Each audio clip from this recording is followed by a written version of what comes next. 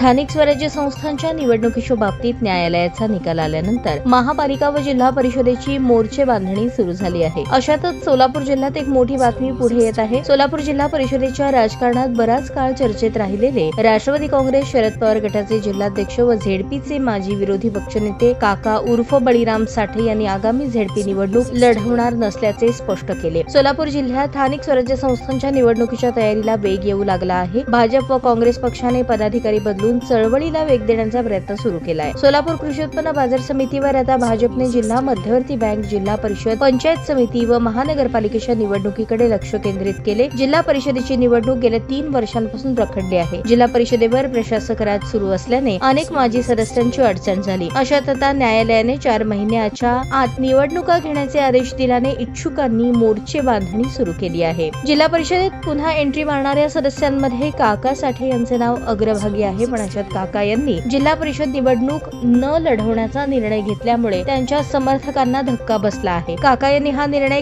का घेतला हेही स्पष्ट केले आहे। वयोमानामुळे काकांची तब्येत सध्या साथ देत नाही, त्यामुळे पक्षीय कामातून मोकळीक द्यावी अशी त्यांनी विनंती केली आहे। राजकारणात काका हे कायम शरद पवार निष्ठ राहिले आहेत। मित्र पक्षांना घेऊन भाजपची वाटचाल वेगाने सुरू असतानाही काका यांनी उत्तर सोलापूर तालुक्यात राष्ट्रवादी काँग्रेस शरद पवार गटाचे बळ कायम ठेवले। वडाळ्याचे सरपंच पदापासून जिल्हा परिषदेच्या अध्यक्षपदापर्यंत त्यांनी विविध पदे मिळाली। उत्तर सोलापूर तालुका विधानसभा मतदारसंघाच्या पुनर्रचनेमुळे मोहोळ व सोलापूर शहर उत्तर मतदारसंघाला त्यांची हक्काची 40 गावे जोडली गेल्यामुळे आमदारकीचे स्वप्न पूर्ण होऊ शकले नाही। त्यांच्या साथीमुळे अनेक जण आमदार झाले। बाजार समिती व जिल्हा बँकेवरही त्यांचा प्रयत्न झाला। आता राजकीय वारसदार मुलगा जितेंद्र याला ठरवून पुढील राजकीय वाटचाल असणार असल्याचे त्यांनी स्पष्ट केले आहे। लोकांची कामे करण्यासाठी आजही ते जिल्हा परिषदेत येतात, पण प्रकृती अस्वास्थ्यामुळे आक्रमकपणा तरी बाजूला ठेवल्याने त्यांचे बोलणे कमी झाले आहे।